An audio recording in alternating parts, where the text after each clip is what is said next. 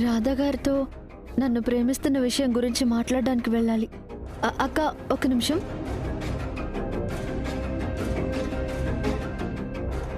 రాధా గారు, ఏంటి కృష్ణ? మీతో ఒక విషయం మాట్లాడాలి. చెప్పు. అదే ఇందాక మండపంలో అందరి ముందు నన్ను. రాధా గారు, మీతో ఇంపార్టెంట్ విషయం మాట్లాడాలి. ఆ ఫోన్ తర్వాత ఆన్సర్ చేయండి. ఇంపార్టెంట్ కాల్, మళ్ళీ మాట్లాడుకుందాం. హలో, ఇప్పుడే రావాలా ఈ కాల్?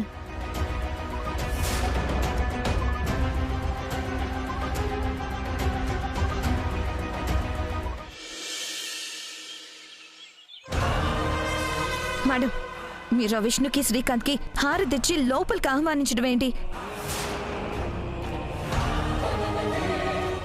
మేడం, ఒక్క నిమిషం.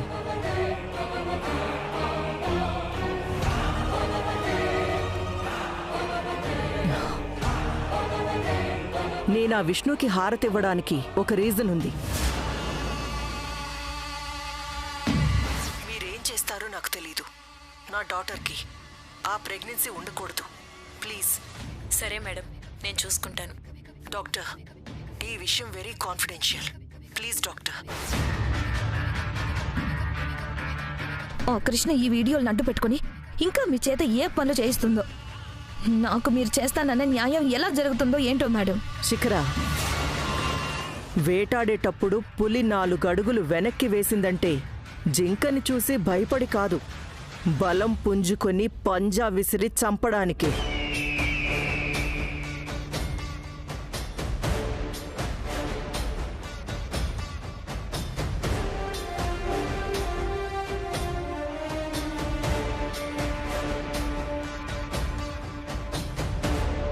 ఏంటి రాణెమ్మ ఇలా వచ్చావు?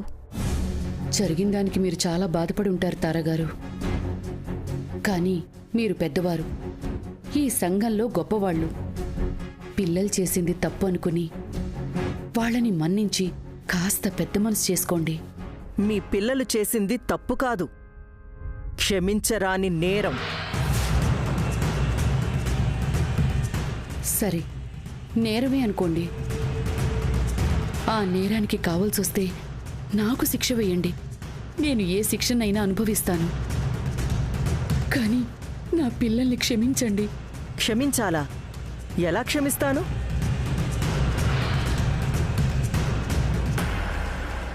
నా ఇంట్లో ఉన్న మగపిల్లలిద్దరినీ నీ కూతుళ్ల చేత ట్రాప్ చేయించావు కదా. మేడ్ ఇన్ హెవెన్లో జాయిన్ చేసి పెద్ద కూతురితో శ్రీకాంత్ని బుట్టలో వేసుకున్నారు. ఆర్జీ హోమ్ నీడ్స్లో రెండో కూతుర్ని జాయిన్ చేసి రాధని వల్లో వేసుకున్నారు. తారగారు, వల పన్నడానికి బుట్టలో వేసుకోవడానికి మీ అబ్బాయిలేం చేప పిల్లలు కాదు, చిన్నపిల్లలు కాదు. శ్రీకాంత్ మా అక్క మనస్ఫూర్తిగా ప్రేమించుకున్నారు. రాధా గారు నన్ను ఇష్టపడుతున్నారనే విషయం నాకు ఈ రోజే తెలిసింది. సంబంధం లేకుండా రాధా గారు ఆయన ఇష్టానికి చెప్పిన విషయం కూడా మా మీద విషం చిమ్మడానికి వాడుకుంటున్నారు. కృష్ణ, నువ్వు మాట్లాడికే, నేను మాట్లాడుతున్నాను కదా. మాటకి మాట సమాధానం చెప్పడంలో భలే ట్రైనింగ్ ఇచ్చావు. దాని మాటలేం పట్టించుకోకండి. ఇక మనం అన్నీ మర్చిపోదాం. అయిపోయిన వాటిని మార్చలేం కదా. ఇకపై జరగాల్సిన దాని గురించి మాట్లాడుకుందాం. మాట్లాడుకోవడానికి ఏముంటుంది ఇంకా? అదే, రేపు పెళ్ళైన జంటకి సత్యనారాయణ వ్రతం జరిపించాలి. ఆ తర్వాత మంచి ముహూర్తం చూసి ఆ శోభన కార్యం కూడా జరిపించాలి కదా తారగారు. చాలా ప్లాన్స్ ఉన్నాయే మీకు. అవేవి జరగవు. తారగారు, పెళ్ళైన తర్వాత సాంప్రదాయబద్ధంగా జరిపించాల్సిన కార్యక్రమాలుంటాయి కదా. ఆ కార్యక్రమాల్ని సజావుగా చేయాల్సిన బాధ్యత పెద్దలుగా మనకే ఉంటుంది కదండి. ఈ పెళ్లి జరగడం నాకిష్టం లేదు. మీ కూతురు నా ఇంటికి కోడలిగా రావడం నాకు అస్సలు నచ్చలేదు. అలాంటిది నీ కూతుర్ని నట్టింట్లో కూర్చోబెట్టి వ్రతాలు పూజలు ఎలా జరిపిస్తాను? తారగారు అలా అనొద్దు. మీకు చేతులెత్తి దండం పెడతాను. అమ్మా, నువ్వు దండం పెట్టడం ఏంటి? నీకు తెలీదే, నువ్వు మధ్యలో మాట్లాడుకు. తారగారు దయచేసి వ్రతానికి ఒప్పుకోండి. ఒప్పుకోను. నన్ను విసిగించొద్దు. దొంగచాటుగా పెళ్లిళ్లు చేసేసి కాళ్ల బేరానికొస్తే కరుణించేస్తాననుకుంటున్నారా? నా దృష్టిలో నీ కూతురికి నా కొడుక్కి జరిగిన పెళ్లి పెళ్లే కాదు. నేనామోదించని పెళ్లికి నేనెందుకు దగ్గరుండి వ్రతాలు నోములు చేయిస్తాను? ఇంకోసారి ఇలా నా దగ్గరికి రావద్దు. వెళ్ళు.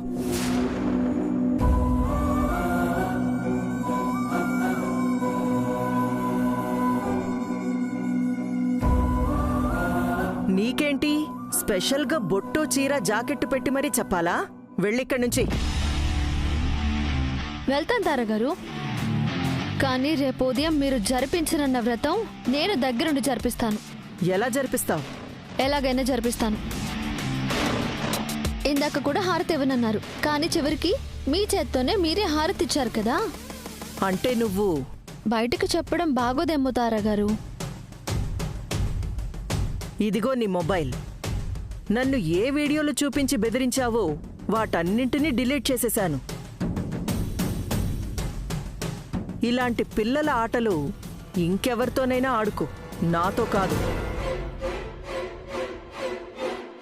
ఇప్పుడు కూడా సత్యనారాయణ స్వామి వ్రతం నువ్వే జరిపిస్తావని నీకు కాన్ఫిడెన్స్ ఉందా? ఫుల్ కాన్ఫిడెన్స్ ఉంది. అంతమంది ముందు మా అక్క పెళ్లి చేస్తానన్నాను, చేశాను. అలాగే వ్రతం కూడా మీ అందరి సమక్షంలో జరిపిస్తాను. రేపు మార్నింగ్ కొత్త బట్టలు వేసుకుని మేకప్ వేసుకుని రెడీగా ఉండండి.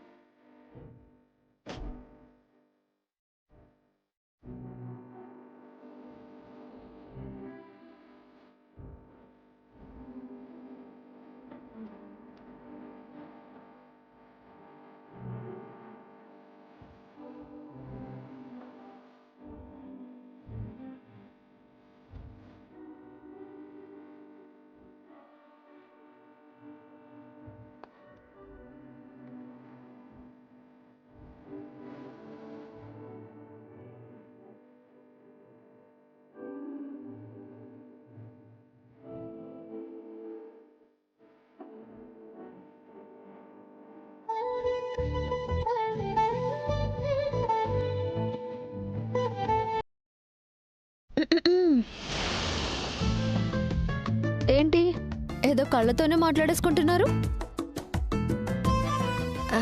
ఏం లేదు.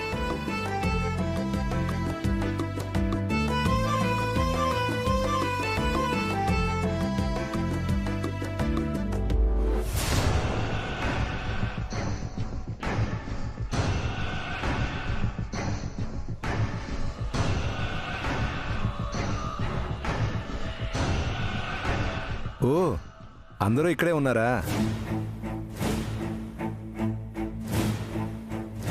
చెప్పండి మావయ్య గారు. తీసుకోమ్మా, తీసుకో.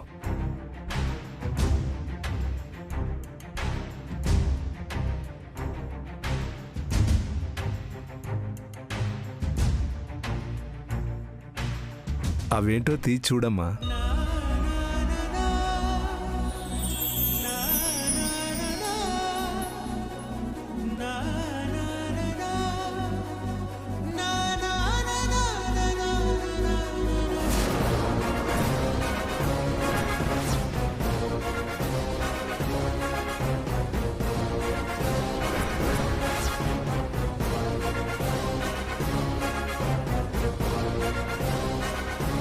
మావయ్య గారు ఇవన్నీ నీకేనమ్మా.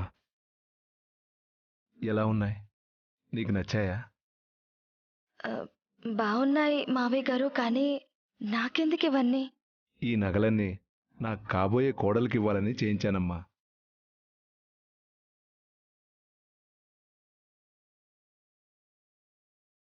ఎలా జరిగినా నీ పెళ్లి నా కొడుకుతో జరిగింది. నాకు చాలా ఆనందమైన విషయం ఏంటంటే ప్రేమించిన అమ్మాయి మెళ్ళలోనే చివరికి వీడు తాళి కట్టాడు.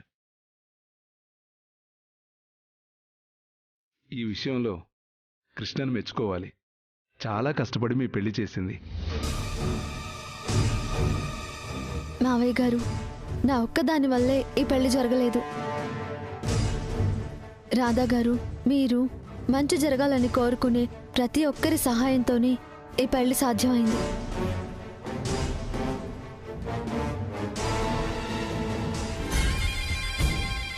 నాకు దక్కాల్సిన అదృష్టాన్ని నువ్వు లాక్కున్నావు. నాకు దక్కాల్సిన నగల్ని నువ్వు లాగేసుకున్నావు. నాకు భర్తగా రావాల్సిన శ్రీకాంత్ని నువ్వు దక్కించుకున్నావు.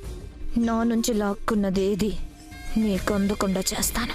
నీ అంత చూసైనా నాకు దక్కాల్సిందే నేను దక్కించుకుంటాను. నిజం చెప్పాలంటే ఈ పెళ్లి ఫుల్ క్రెడిట్ నీదే కృష్ణ.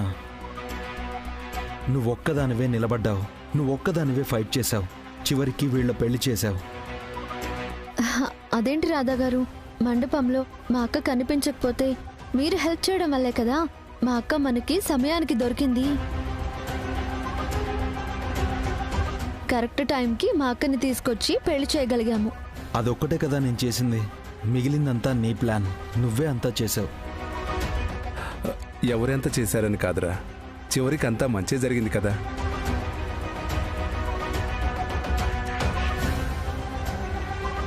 అమ్మా కృష్ణ, నీకు 2 విషయాల్లో రుణపడి ఉన్నానమ్మా. ఒకటి వీళ్ళ పెళ్లి చేసినందుకు, మరొకటి అసలు ఎప్పటికీ మారడు అనుకున్న వీణ్ణి మార్చినందుకు. పెళ్ళంటేనే పడదు వీడికి, వివాహ బంధం మీదే నమ్మకం లేదు.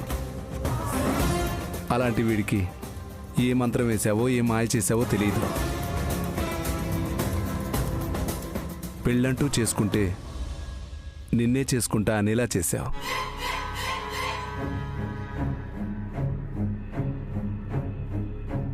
నువ్వు కూడా వీణ్ణి సరే అంటే ఈ జీవితానికి అంతకంటే ఆనందం ఉండదమ్మా.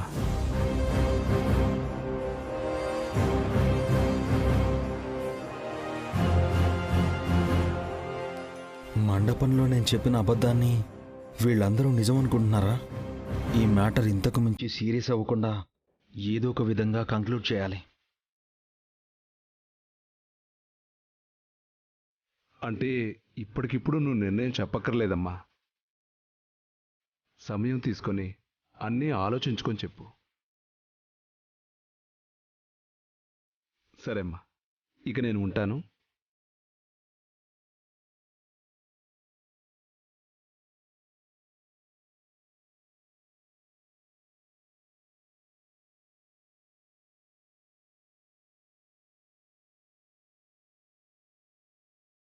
ఇప్పుడే వస్తాను శ్రీకాంత్.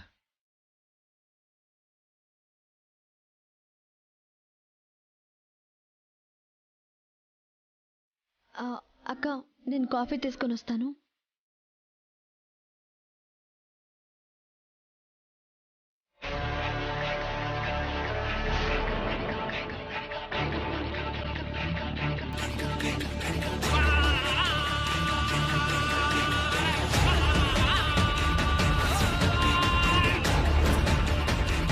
ఈ నగలన్నీ నాకు కాబోయే కోడలికి ఇవ్వాలని చేయించానమ్మా.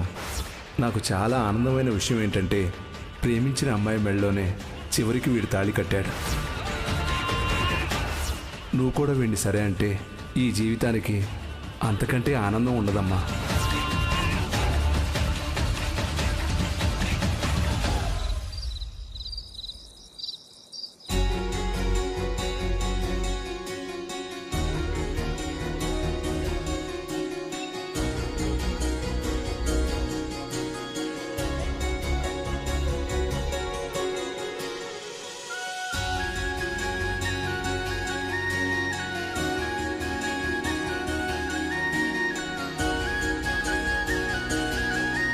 విష్ణు, నువ్వు హ్యాపీయే కదా? చాలా టెన్షన్ పడ్డాను విష్ణు. అసలు మన పెళ్ళి అవుతుందో లేదో. ఒక టైంలో నమ్మకమే పోయింది. కానీ చివరికి కృష్ణ వల్లే మన పెళ్ళి జరిగింది. అవును, కృష్ణ లేకపోతే మన పెళ్లి జరిగేదే కాదు. మన పెళ్ళి జరగదనే ఊహ కూడా నేను ఊహించుకోలేకపోతున్నాను.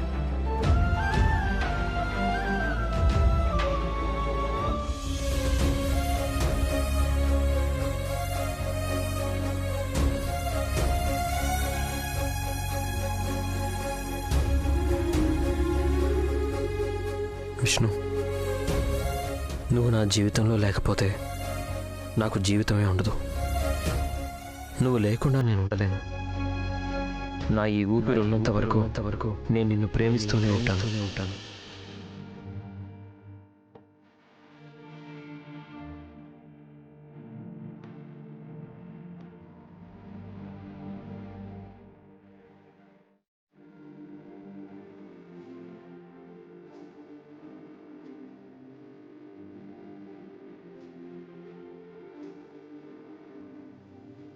నా జీవితం నీదే శ్రీకాంత్.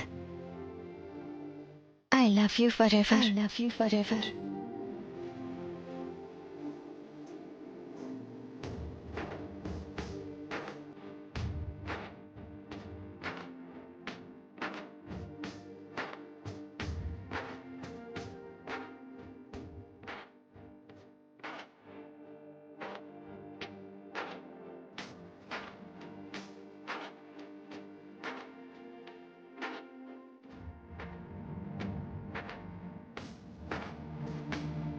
హలో,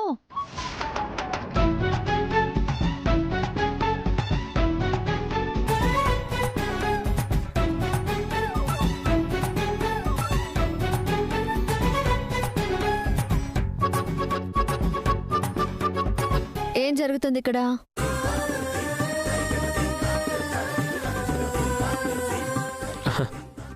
ఏం లేదు కృష్ణ, విష్ణు కంట్లో నలక పడిందంట, తీస్తున్నాను అంతే. ఆహా,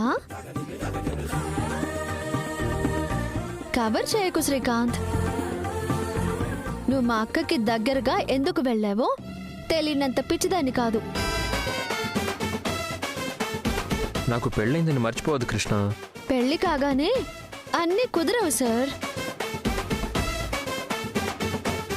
వాటికి చాలా తంతులు, తతంగాలు, ముహూర్తాలు, పద్ధతులు ఉంటాయి. అలా కాకుండా తొందరపడటం కరెక్ట్ కాదేమో. సరేలే, నువ్వెలా అంటే అలాగా. నేను కాదు, పెద్దలు ఎలా అంటే అలా. అలాగే. అప్పటి వరకు మా అక్క మాతోనే ఉంటుంది. మరి నాతో ఎవరు ఉంటారు? ఆ విషయం మీ వాళ్ళని అడుగు. ఇప్పుడు మా అక్క నేను తీసుకువెళ్తాను. సరే, బాయ్ విష్ణు. నువ్వు బాయ్ చెప్పడానికి అక్క బయటికెళ్ళట్లేదు, ఇక్కడే వేరే రూమ్ లో ఉంటుంది. కృష్ణ, తను నా భార్య. బాయ్ చెప్పే స్వేచ్ఛ కూడా లేదా నాకు?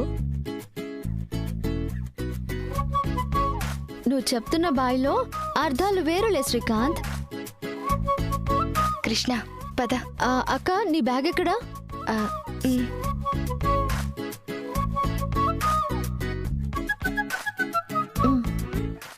బాయ్.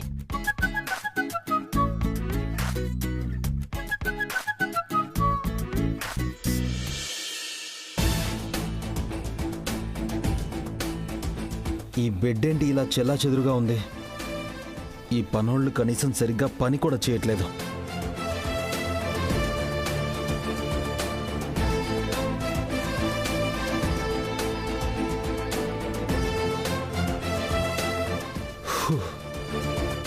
ఎన్ని గొడవలైనా ఏమైనా సరే శ్రీకాంత్ గాడి పెళ్ళి అనుకున్నది అనుకున్నట్టుగా అయింది. ఇక నాకు ఏ టెన్షన్ లేదు. ఇంకా మనం ప్రశాంతంగా పడుకోవాలి.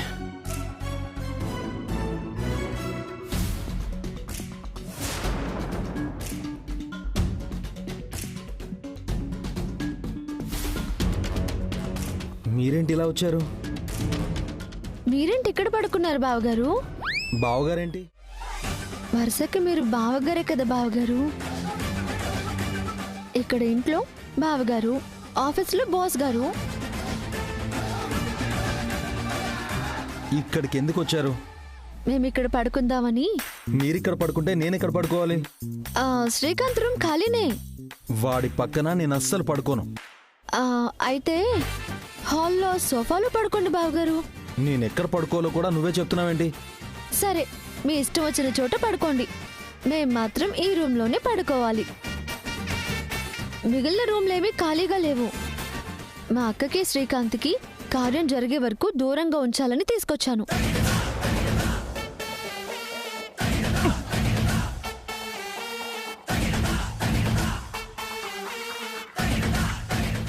బావగారు, మీ రూమ్లో దోమలు లేవు కదా? ముందా బావగారండ మానే. వరుస అయిన వాళ్ళని వరుస పెట్టి పిలవకపోతే మా వాళ్ళు కోపడతారు బావగారు. బావగారు, ఏంటి? మీ రూమ్లో బల్లు లేవు కదా? బళ్ళు లేవు, పిల్లులు లేవు. చక్కగా పడుకోండి. మీరు వెళ్ళండి.